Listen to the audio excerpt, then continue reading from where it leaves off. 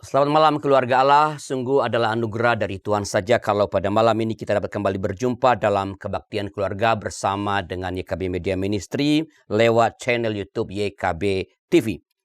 Seluruh tim kebaktian keluarga YKB dengan sukacita melayankan kebaktian pada malam ini. Ada saudara Gilbert di keyboard, ada Ricardo di bass, ada Rinto di gitar, ada Meta, ada Ibu Santi, dan di belakang layar ada TPG Arya Prastia dan Heidi yang mengaransemen musik-musik yang kita nyanyikan atau yang kita nyanyikan dalam ibadah ini. Dan tentu seluruh kru YKB yang telah menyiapkan ini dari pagi. Saya ingin menyapa secara khusus keluarga Allah yang sudah duduk bersama di rumah masing-masing dan siap untuk beribadah. Biarlah ibadah malam ini menjadi kesempatan bukan saja mendengarkan firman Allah, tapi membangun juga persekutuan dengan anggota keluarga. Bagi anggota keluarga yang masih dalam perjalanan atau mungkin masih ada di kantor karena kesibukan kerja, kiranya Tuhan juga menyertai dan tentu saja masih dapat mengikuti nanti siaran ini dalam waktu senggang kalau sudah tiba di rumah. Mari kita awali kebaktian kita pada malam ini dengan sebuah pujian dari PKJ nomor 4. Angkatlah hatimu pada Tuhan.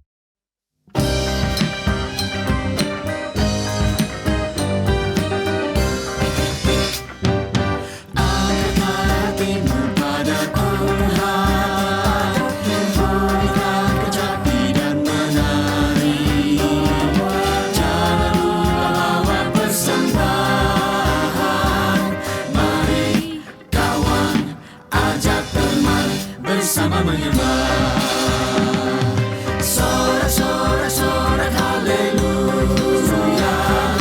Mari nyanyilah, pujilah Tuhan yang Maha Kudus. Mari kawan, ajak teman, bernyanyilah terus.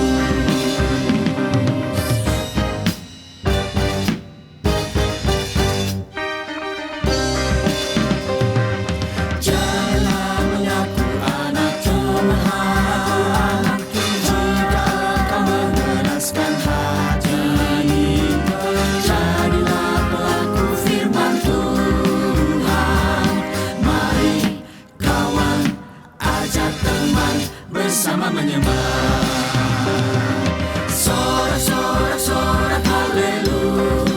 Mari nyanyilah, pujilah Tuhan yang Maha Kudus. Mari kawan, ajak teman, bernyanyilah terus. Mari kita berdoa. Tuhan, kami bersyukur kepadamu karena Engkau telah menolong kami dalam mengerjakan semua kegiatan kami, pekerjaan kami sepanjang hari ini. Terima kasih Engkau telah menguatkan kami menghadapi berbagai macam tantangan hidup dan telah menolong kami untuk boleh mengemban semua tanggung jawab itu dengan takut akan Tuhan. Dan kini kami berhimpun sebagai keluarga. Kami datang memohon anugerah-Mu supaya dalam ibadah ini Engkau menyapa kami ya Allah.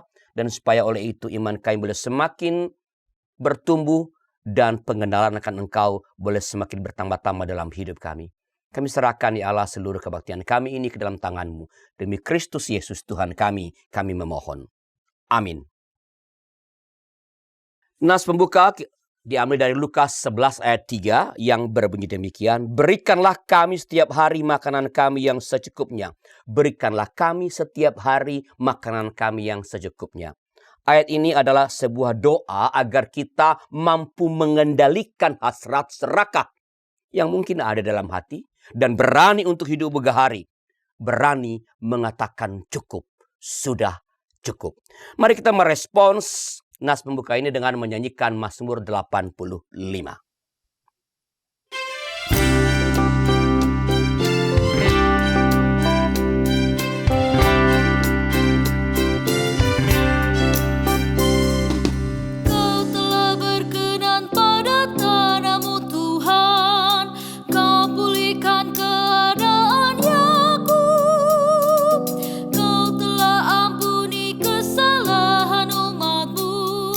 Tutupi semua dosa mereka.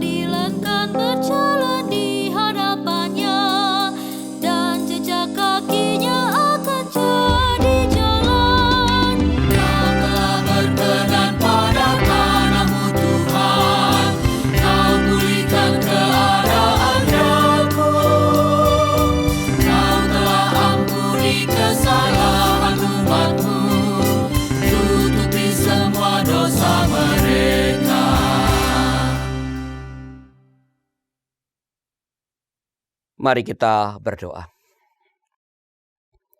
Tuhan, kami menyerahkan diri kami ke dalam tangan Tuhan untuk Engkau ubah jadi ladang yang subur, tanah yang subur bagi semaian sabda-Mu. Supaya firman yang Engkau taburkan boleh berakar dengan kuat, bertumbuh dengan baik, berbuah lebat, supaya setiap orang yang berjumpa dengan kami boleh menikmati buah firman itu dan mereka lalu tergerak untuk mengenal Engkau dan juga memercayakan hidup mereka ke dalam tangan-Mu. Pakailah hamba-Mu ini Tuhan dengan segala keterbatasan yang ada padanya boleh menjadi alat dalam tangan Tuhan. Supaya firman-Mu dapat disampaikan dengan baik, benar, dan bertanggung jawab di hadapan Tuhan. Dalam nama Tuhan kami, Yesus Kristus. Amin. Bacaan kita dengan tema menyangkal diri dengan makanan secukupnya dari Lukas 11 ayat pertama sampai ayat 13. Dengarkanlah firman Tuhan. Pada suatu kali Yesus berdoa di suatu tempat.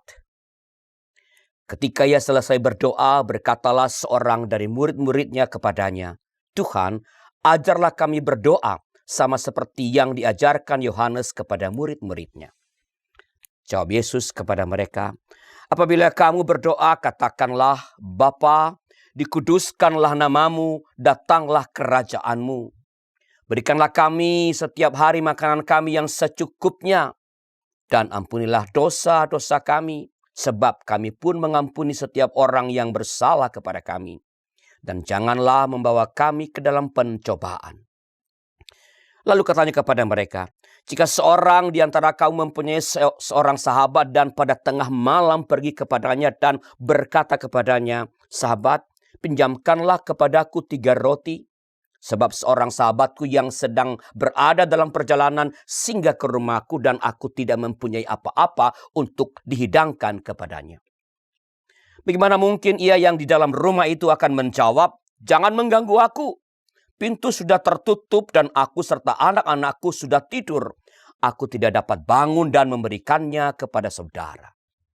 Aku berkata kepadamu, sekalipun ia tidak mau bangun dan memberikannya kepadanya karena orang itu adalah sahabatnya, tetapi karena sikapnya yang tidak malu itu, ia akan bangun juga dan memberikan kepadanya apa yang diperlukannya.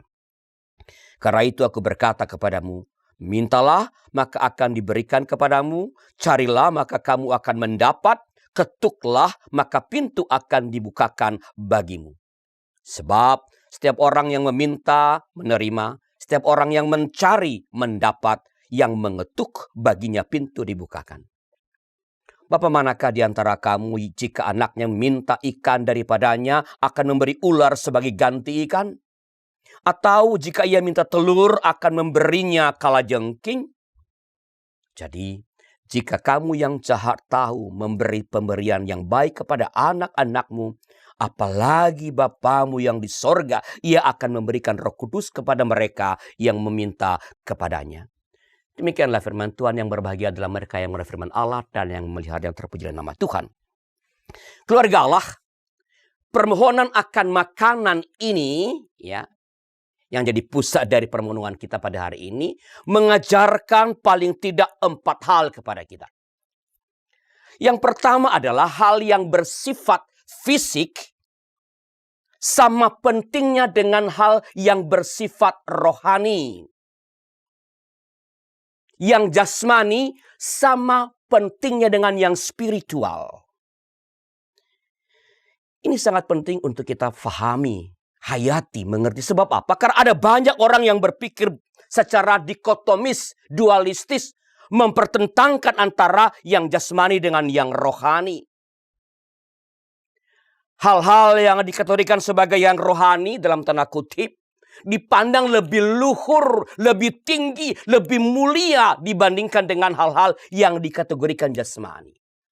Bahkan ada orang yang beranggapan bahwa Allah lebih peduli pada hal-hal rohani daripada hal-hal yang jasmani.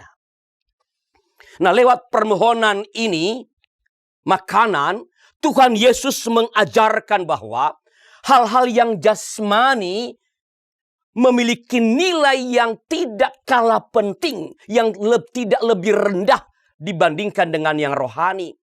Dan ini sekaligus jaminan bahwa kita pantas, kita boleh meminta hal-hal yang jasmani kepada Allah, bukan hanya hal-hal yang rohani saja. Di dalam yang rohani, sesungguhnya terkandung yang jasmani. Dan pada saat yang sama, dalam yang jasmani, terkandung yang rohani. Keduanya bisa dibedakan. Tapi tidak dapat dipisahkan, apalagi dipertentangkan. Keduanya hadir secara bersama dalam hidup kita. Sekarang saya lagi berkhotbah. Ini kebutuhan jasmani apa rohani? Perinto, khotbah firman Allah rohani apa jasmani? Rohani. Saya ngomong pakai apa? Pakai mulut. Kalau kita makan siang atau sarapan, itu jasmani apa rohani? Itu makanan yang Anda makan itu, yang kita makan itu dari mana asalnya? Pemberian siapa? Tuhan. Yang dari Tuhan jasmani apa rohani? Di dalam yang rohani terkandung yang jasmani. Dalam yang jasmani terkandung yang rohani. Hadir bersama-sama dalam hidup kita. Jadi jangan mempertentangkan. Yang kedua, permohonan makanan ini adalah sebuah keyakinan akan ketersediaan makanan yang cukup bagi semua, bagi setiap orang dalam alam semesta ini. Dengan memohon makanan kepada Allah, itu berarti bahwa kita mengakui makanan kita itu berasal dari Tuhan, walaupun kita bekerja untuk itu. Tuhanlah yang memberikan kepada kita makanan. Dan karena Tuhan yang memberikan makanan, maka ia menjadi jaminan. Ini adalah jaminan bahwa setiap hari pasti tersedia makan bagi semua orang di bumi ini. Allah telah menyediakan makanan yang cukup bagi semua orang, bahkan sebenarnya bagi semua makhluk di bumi ini. Dengan perkataan lain, mestinya kelaparan tidak ada dalam dunia ini.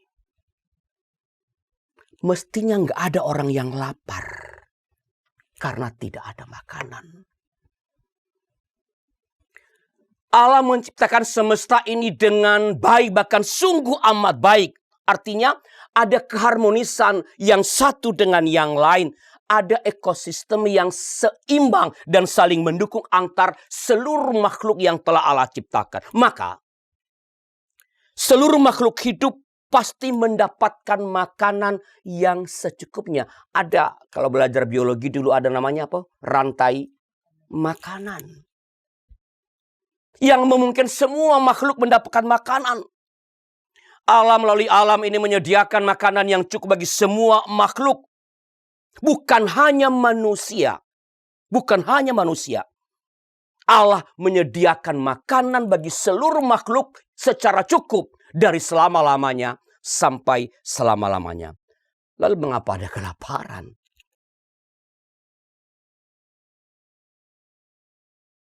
Karena ada yang serakah. Dan ini pembelajaran ketiga. Lewat doa ini Tuhan mengajarkan kita agar punya tekad untuk tidak serakah. Tuhan Yesus mengajarkan, berikanlah kami setiap hari makanan kami. Bukan makanan kami, makanan kami. Berikanlah kami setiap hari makanan kami yang secukupnya. Ini adalah ungkapan atau tekad untuk tidak menjadi serakah. Yang diminta adalah makanan setiap hari, bukan sekaligus sampai sebulan, setahun, apalagi sampai 7 turunan. Makanan setiap hari. Rentang waktunya itu sehari, bukan seminggu, sebulan, apalagi setahun, apalagi berpuluh-puluh tahun. Jumlah yang diminta adalah secukupnya. Bukan berlebihan. Bukan untuk ditimbun. Memang ini tidak boleh kita artikan secara harafiah. Pesannya adalah, cukupkan dirimu dengan apa yang ada padamu. Tumbuhkan dan pelihara rasa cukup di dalam hatimu. Tumbuhkan dan pelihara rasa cukup dalam hatimu. Tumbuhkan keberanian dan kearifan untuk menetapkan batas bagi rasa cukupmu. Karena rasa cukup itu nggak ada batas. Ya, nggak punya rumah, pengen punya rumah. Rumah ngontrak, pengen milik sendiri. Udah pengen punya rumah 2 kamar, pengen 3 kamar. Nggak punya kendaraan, pengen punya motor. Udah punya motor, pengen punya mobil. Udah punya mobil, pengen mobil yang lebih bagus lagi. Tidak ada batas, maka beranilah untuk menetapkan batas bagi rasa cukupmu. Jangan serakah dan jangan menyerobot makanan sesamamu manusia.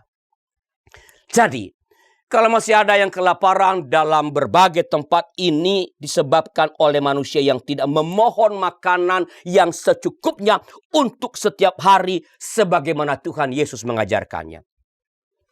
Ada yang makan berlebihan. Ada yang serakah. Keluarga lah. Permohonan doa yang diajarkan Tuhan ini tampaknya sederhana. Ini soal makan saja. Namun bila doa ini tidak dihayati, tidak diejawantakan, tidak dipraktikkan, maka dampaknya destruktif. Konflik agraria. Orang berebut tanah. Hancurnya alam. Karena manusia berpikir semua bisa dihabiskan untukku. Punahnya binatang liar.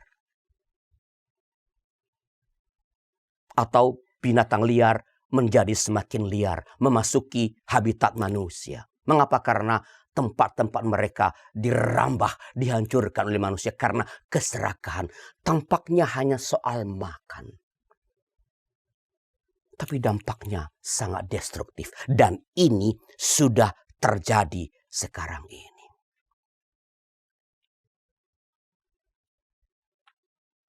Pesan praktis untuk kita adalah, pertama,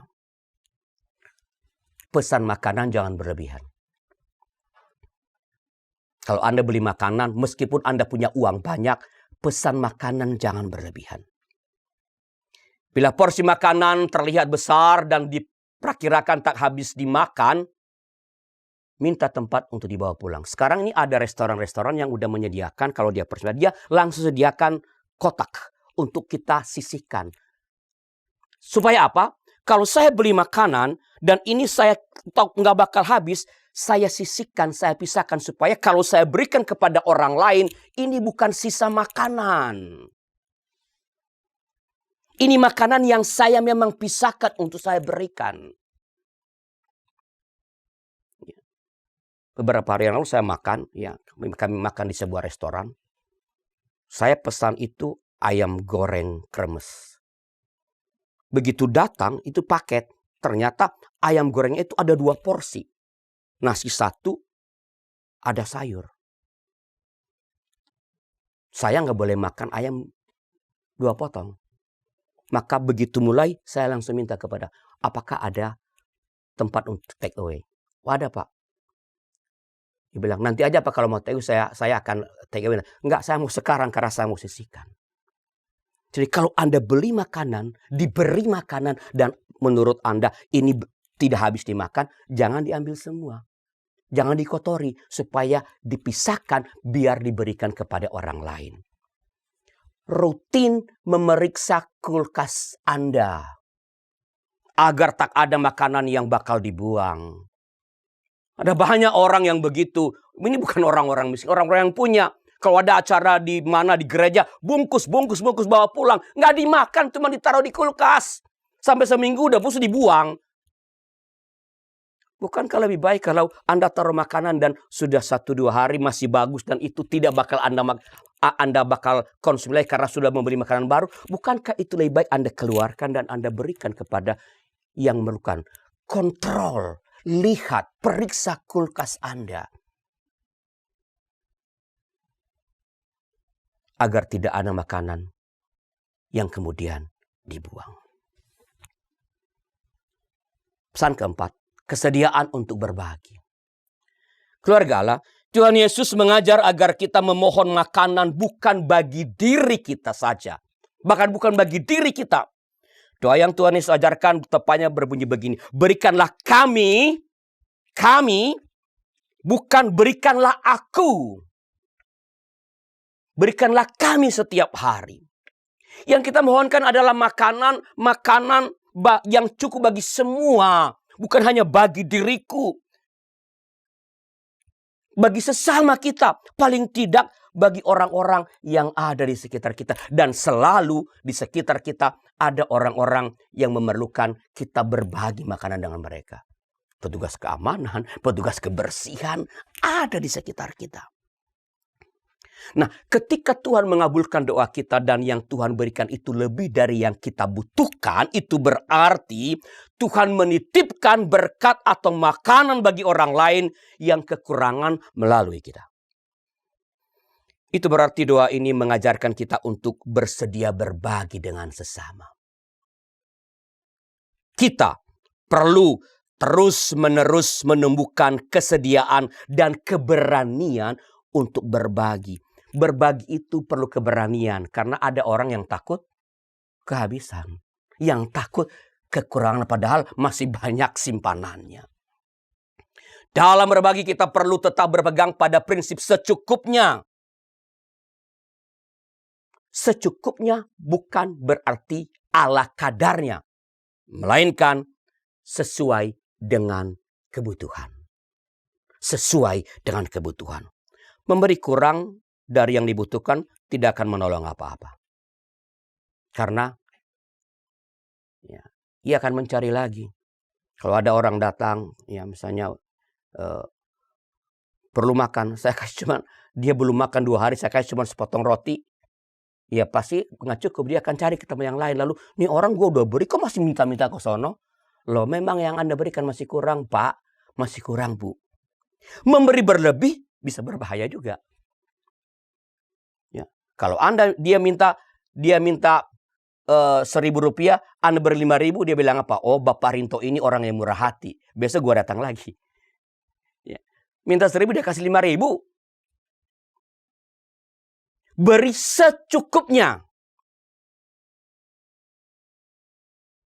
Maka sebaik kesimpulannya, permohonan akan makanan yang secukupnya ini adalah ungkapan keyakinan atas pemeliharaan Tuhan dan sekaligus tekad untuk tidak serakah. Lebih jauh, permohonan ini merupakan ungkapan kesediaan untuk berbagi makanan dengan sesama yang memerlukan, yang membutuhkan. Di dalamnya terkandung spiritualitas hidup cukup atau ugahari. Spiritualitas ugahari adalah cara hidup yang meyakinin bahwa rahmat Tuhan, rahmat Allah tersedia cukup untuk semua ciptaannya. Karena itu, kita didorong untuk mengendalikan diri dan hidup sederhana dalam sikap kecukupan. Dan bersedia untuk berbagi dengan orang lain agar semua ikut merayakan kehidupan. Spiritualitas ugahari mendorong kita untuk terus mengembangkan kualitas hidup dan pelayanan gereja dalam masyarakat Indonesia sambil memelihara semangat berbagi dengan sesama tanpa memandang perbedaan. Entah identitas sosial, perbedaan suku, terutama dengan mereka yang paling lemah dalam kehidupan bersama, yakni siapa? Kaum marginal dan tertindas. Kiranya Tuhan menolong kita untuk mengendalikan hasrat serakah dan pada saat yang sama berbagi dengan sesama yang memerlukan. Saat hening bagi kita.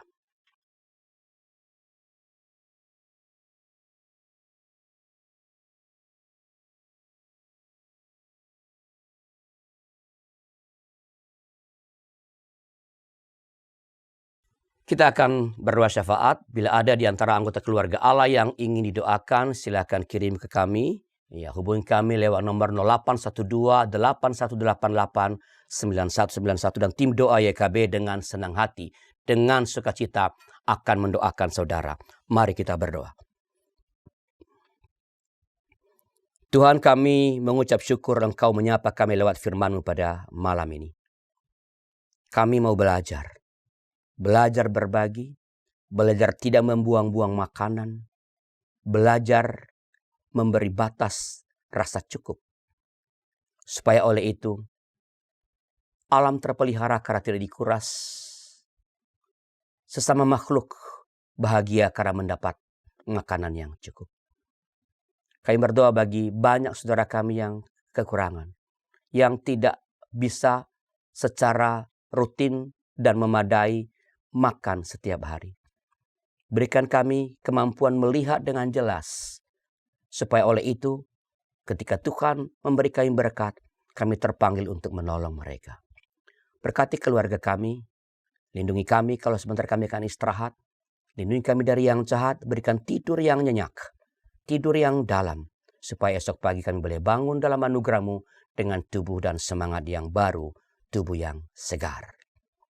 Bapa di sorga, berkati pemerintah kami, utama mereka yang mengelola atau kementerian yang mengelola sumber-sumber daya, mengelola masalah-masalah sosial. Beri mereka hikmat, beri mereka hati nurani yang tulus, supaya budget yang tersedia di kementerian tidak dikorupsi, tapi dimanfaatkan sebaik-baiknya untuk menolong banyak saudara kami yang kekurangan makan, kekurangan minum dalam hidup sehari-hari. Terima kasih Bapak, berkati pelayanan YKB Media Ministry. Biarlah Engkau memakai media ini untuk jadi saluran berkat-Mu bagi banyak orang yang memerlukan penghiburan, kekuatan, teguran, nasihat, dan memerlukan sahabat dalam menjalani hidup. Terima kasih Bapa, dalam nama Tuhan kami, Yesus Kristus. Amin. Keluarga Allah, mari kita belajar hidup ugahari dan tidak serakah. Mari berbagi makanan dengan mereka yang tak memiliki makanan. Sehingga ketika suatu saat Tuhan bertanya apa yang telah engkau lakukan bagi dunia yang penuh dengan penderitaan, kita dapat menjawabnya dengan baik dan benar. Jika padaku ditanyakan.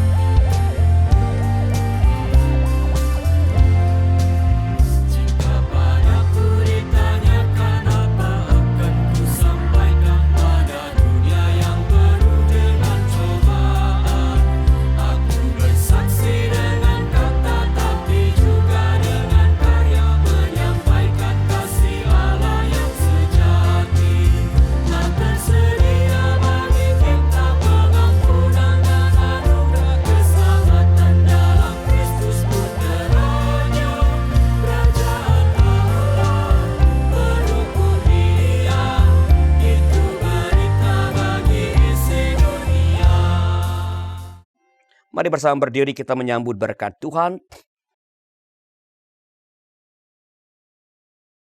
Anugerah Tuhan Yesus Kristus dan kasih Allah Bapa serta persekutuan Roh Kudus menyertai saudara sekalian dari sekarang ini sampai selama-lamanya.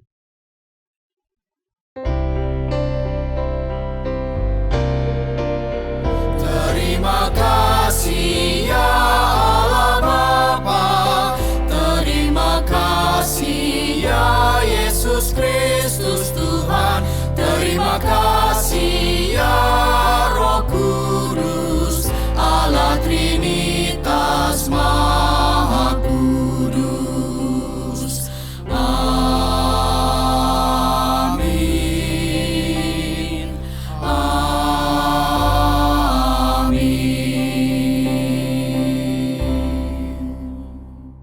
Silakan duduk, saat teduh bagi kita.